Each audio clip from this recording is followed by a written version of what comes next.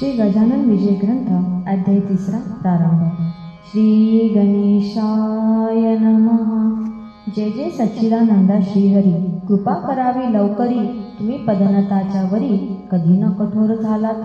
तू करुणेचा सागर, तू दीनजनांचे माहेर, तू भक्तांशी साचार, कल्पतरू चिंतामणी। ऐसा तुझा अगाध महिमा, संत गाती राघवा रामा। दास गणोशी पुरुषोत्तमा, पावा वेळ करू नका। असो बंकटलाला घरी, राहते झाले साक्षात्कारी।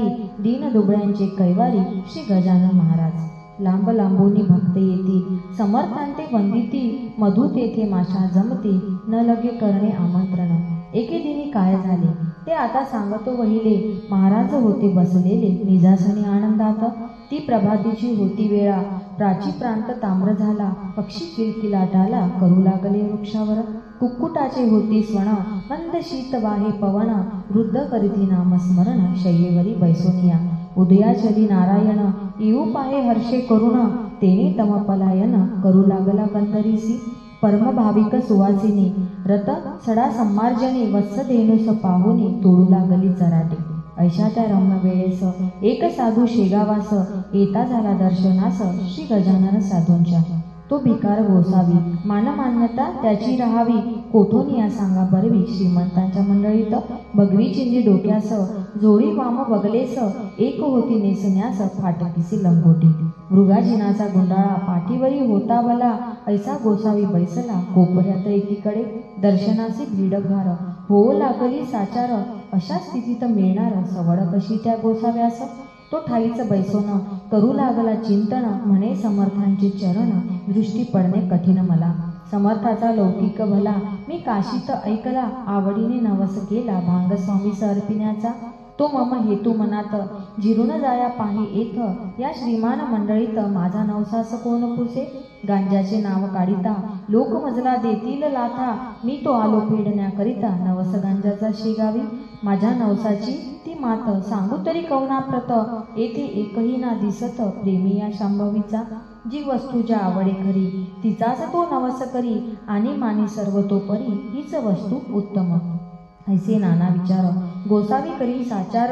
झाला होता परम आतुर, दर्शन घ्याया समर्थाचे। ते त्याचे मनोगत, जाणते झाले समर्थ। बोलते झाले इतरांप्रत, अनाथ्या काशीचा गोसावी। तो पाहत्या कोपऱ्याला, आहे बिचारा दळून बसला। हे ऐकता आनंद झाला गोसाव्याला परमावधी। आणि बोलला मनात, त्रिकालज्ञ हे खरेच संत। मी जे बोललो मनात, ते सर्व यांनी जाणिले। ज्ञानेश्वरीत षष्ठाध्यायी, जी गोष्ट कथिली पाही। की स्वर्गलोकीच्या कथा त्याही, समजतात योगीवरा। त्याचे आले प्रत्युत्तर, मला येथे साचार। धन्य धन्य हा साधूवर, त्रिकालज्ञ महात्मा। न बोलता माझा नवस, जाणतील हे पुण्यपुरुष। त्याचे प्रत्युत्तर यावयास, अवधी उरला थोडका। मंडळींनी गोसाव्याला पुढे आणून उभा केला। तो महाराज बदले तयाला। काळ झोळीची पोटळी, जी 3 महिनेपर्यंत रक्षण केलीच झोळीत। त्या पोटळीचे आज येत, होऊ देगा पारणे। गोसावी पदी लागला, गईवर त्यासी दाटला। गडबडा लुळू लागला, बालकापरी स्वामी पुढे। महाराज म्हणती गोसाव्यास, पुरे आता उठवून बैस। पोटळीच्या बुटीस, काढ बाहेर झोळीच्या। नवस केलास ते वेळी, नाही लाज वाटली। आणि आता काही लाविली, चाळवा चाळवी निरर्थक। गोसावी होता महाधूर्त, तो बोलला भीत भीत। जोडून या दोन्ही हात, ऐसे नम्रवाणीने। मी बुटी काढितो, नवसा आपुला फेडितो। परी मागणे मागतो, एक ते द्या दिनाला। आठवण माझ्या बुटीची, नित्य राहावी आपणा साची। हीच इच्छा मानसीची, आहे ती पूर्ण करा। तुम्हा बुटीचे प्रयोजन नाही, हे मी जाणतो पूर्ण। परी बालकाची आठवण, राहाया बुटी स्वीकारा। भक्त जी जी इच्छा करीत, ती ती ज्ञाता पुरवित। अंजनीचा वृत्तांत, आणामनी आपुल्या। अंजनी होता वानरी, तिने प्रार्थिला त्रिपुरारी। की तुम्ही यावे माझ्या उदरी, वानर होऊन शंकरा। ते हराणे मानिले, महारुद्र पोटी आले। अंजनीचे पुरविले, मनोरथ चंद्रमौळीने। तेथे शंकरा कारण, आडना आले वानरपण। तेवी माझ्या बुटीची आठवण, राहाया तिथे स्वीकारा। त्यातून तुम्ही कर्पूर गौरव, साक्षात आहात शंकर। म्हणून बुटीचा अव्हेर, करू नको दयाळा। ज्ञानवल्ली शंकराने म्हटले आहे इजकारणे। की इतरा आणील उणे, परिभूषण तुम्हाला। महाराज किंचित घोटाळले, परी अखेर होय म्हणाले, मायपूर्वी बालक लळे, वेडे वाकुडे असले जरी. गोसाव्याने बुटी काढली, हातावरी घेऊन धुतली, चिलमीत घालून पाजिली, पुण्यपुरुषा गजानना. ऐसा बुटीचा वृत्तांत कथिलाचे कारणासहित तो आणून ध्यानात विचार करणे प्रत्येकी. काही दिवस राहून गेला गोसावी निघून, आपणा धन्य मानून रामेश्वरा कारणे. ऐशी गांजाची पडती प्रथा, ते ठाई तत्वता, परिव्यसनाधीनता नच आली समर्थाते. पद्मे पत्र जेवरी ते अलिप्त होते निर्धारी, नये कोणास त्याची सरी, खरेच अति थोरते. वेदरुज्वा अस्खलित उदात्त अनुदात्त स्वरांसहित, कधी म्हणाव्या मुखी सत्य, कधी त्यांचे नाव नसे. वेदाक्षरे पडता श्रवणी, शासंक व्हावे वैदिकांनी, याच एका अनुमाने गजानन होते ब्राह्मण. कधी गवया समान अन्य अन्य रागांतून, एकाच पदाते गाऊन, दाखवावे निजलेले चंदन चावल बेलकी पतिया. प्रेम भारी या पदा ठाया, ते आनंदात येऊन या, वरच्यावरी म्हणावे कधी गणगणाचे भजन. कधी धरावे नुसते मौन, कधी राहावे पडून शय्येवरी निचेष्टित. कधी वागावे पिशापरी, कधी भटकावे कांतारी, कधी शिरावे जाऊन घरी एखाद्याच्या औचित. असो त्या शेगावात जानराव देशमुख विख्यात, होता त्याचा प्राणांत, भावयाचा समय आला. व्याधी शरीरी बळावली, शक्ती पार निघून गेली, प्रयत्नांची कमाल केली वैद्यांनी ती आपुल्या. नाडी पाहून अखेर आप्त कळविला समाचार, प्रसंग आहे कठीण फार, नसे आशा वाचण्याची. आम्ही प्रयत्न केले अति, परियशना आले तिळरती, त्यांना आता घोंगड्यावरती काढून ठेवा हीच बरी. ते ऐकता अवघे आप्त, दुःख करीती अत्यंत, जाणारावा आम्हा प्रत, सोडून तू जाऊ नको. तुझ्या प्रित्यर्थ नवस केले, नाना दैवता लागी भले, परीन कोणी पावले, हाय हाय रे दुर्दैवा. वैद्याने टेकिले हात, प्रयत्न झाले कुंठित, आता अखेरच्या यज्ञाप्रत, करून पाहू एक वेळा. बंकटलालाची घरी आहेत एक साक्षात्कारी, त्यांच्या योगे शेगाव नगरी, झाली प्रति पंढरपूर.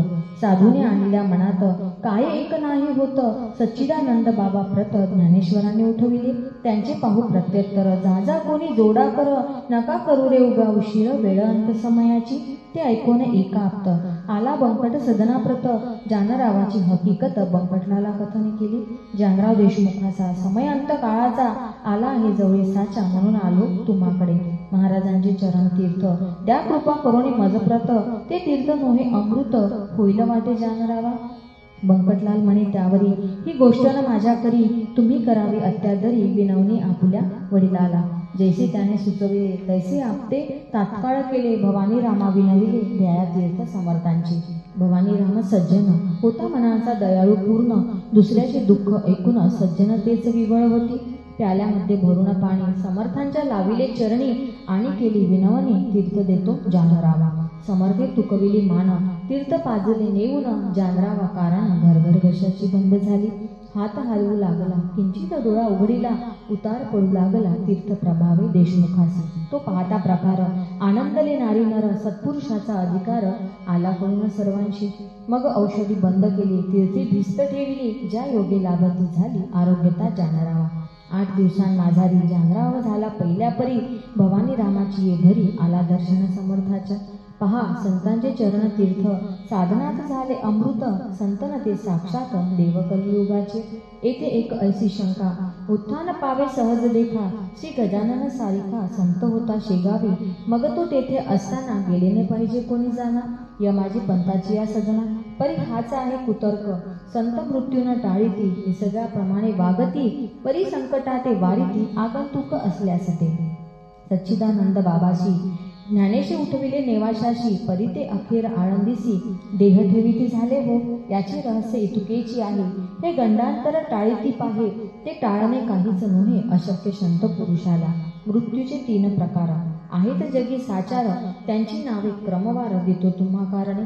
आध्यात्मिक, आदिभौतिक आणि तिसरा तो अधिदैविक. त्या तिघांमाझी बलिष्ठ देख आध्यात्मिक मृत्यू असे. आदिभौतिकांची तयारी कुपथ्याने होते खरी, नाना प्रकारच्या शरीरी व्याधी निर्माण होतात. त्याचा जोर झाल्यावर मृत्यू येतो अखेर, त्या मृत्यूचा परिहार करिता येतो औषधीने. मात्र औषधी देणारा शास्त्रज्ञ असला पाहिजे पुरा, औषधीचा पसारा आहे अवगत जयासी. ऐसा वैद्य भेटल्यास आदिभौतिकाचा होय नाश, तैसे आदिदैवी लास. नवस सायास घालविती. हे गंडांतर रूपाचे वृत्ती दोन प्रकारचे, भौतिक आणि दैविक साचे, हे आहेत ख्यात जगी. वृत्ती जो का आध्यात्मिक, तो कौनाचार्यांना टळे देख. पहा अर्जुनाचा बालक कृष्णा समक्ष पडला रणी, तैसा जानरावाचा वृत्ती गंडांतर स्वरूपाचा, होता तो टाळीला साचा, समर्थ तीर्थ देऊन या. म्हणजे गंडांतरा कारण निवारती साधू चरण, तेच आले घडून शेगावा माझारी. काही मृत्यू नवसांनी टाळीता येती या जनी, परी तो नवस श्रद्धेने केला पाहिजे विबुध हो. श्रद्धा पूर्ण असल्यावरी तीच मृत्यू टाळी खरी, श्रद्धाच अवघ्या माझारी सर्व बाजूंनी श्रेष्ठ असे. चरणतीर्थ साधूंचे तेही टाळी मृत्यू साचे, वरील दोन प्रकारचे परी तो साधू पाहिजे. साधू असल्या वेशधारी ऐसी न होय गोष्ट खरी, माता ती न होय कस्तुरी, हे ध्यानी असू द्या. षडविकार धुतल्या विना अंगी साधुत्व येईना, आणि साधुविन होईना अगतित कृत्य केव्हाही. म्हणून बहुरूप्या कारण जपणे आहे अवश्य जाण, उगीच पाहून पिवळेपण सोने पितळेस मानू नका. गजानन नव्हते वेशधारी, ते पूर्ण साक्षात्कारी, म्हणून तीर्थाने झाली बरी व्याधी जानरावाची. देशमुख बरा झाल्यावर भंडारा घातीला थोर, साधू प्रित्यर्थ साचार बंकटलालाची घरी. तीर्थे देशमुख बरा झाला, परी स्वामीशी पेच पडला. त्यांनी मनाशी विचार केला, तो ऐका येणे रीती.